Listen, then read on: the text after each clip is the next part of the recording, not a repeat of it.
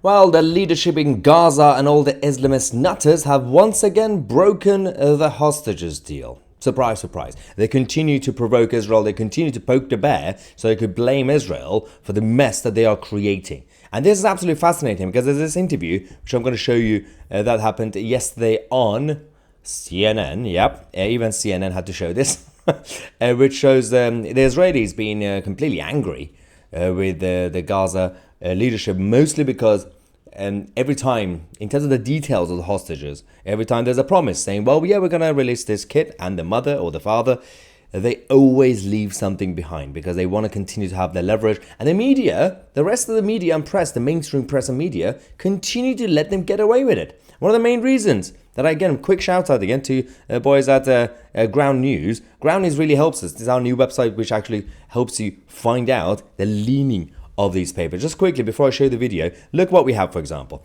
On this topic, where you have the hostages, if you go on Ground News, the link is in the description, you can actually find the leaning of which news outlets are actually talking about this. This is 23% left-leaning, 15% right-leaning. A perfect example of this. Look at this. This is basically, you can click on different tabs. This is the left-leaning media outlets. NBC in New York says, freed Israeli hostages describe what life was like while being held, right? That's the headline. Unless you read the details, you won't know what that means. It's very neutral. But then you read, obviously, the Toronto Sun, for example, more right-leaning, saying freed Israeli hostage describes deteriorating conditions while being held.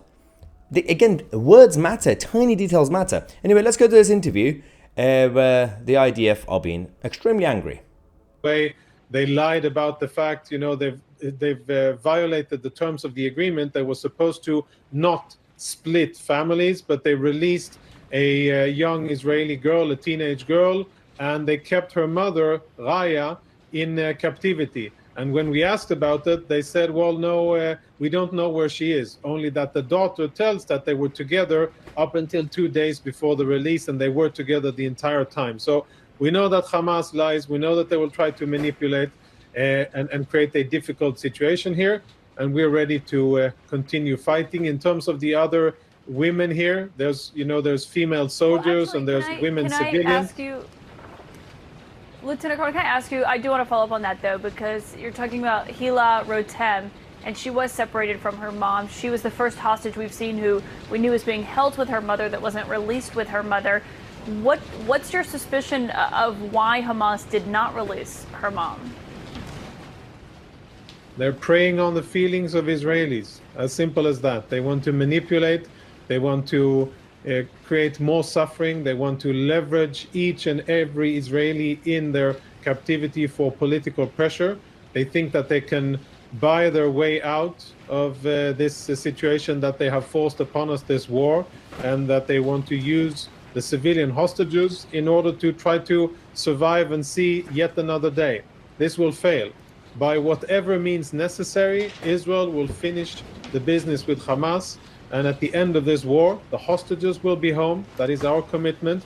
And Hamas will be dismantled.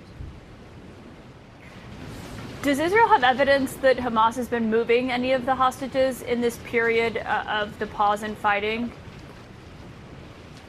We have indications of it, yes, that they've been moved around, splitted, and then regrouped.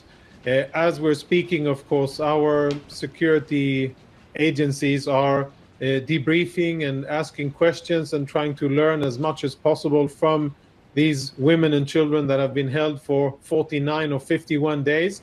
And there's, of course, a lot to learn about the conditions, about the where they were held, and any indication that could be substantial for the future. And yes, the working assumption is, and the understanding is, that they were not static. They were moved around in order to protect them from us, in order to prevent us from getting there and to make it more difficult.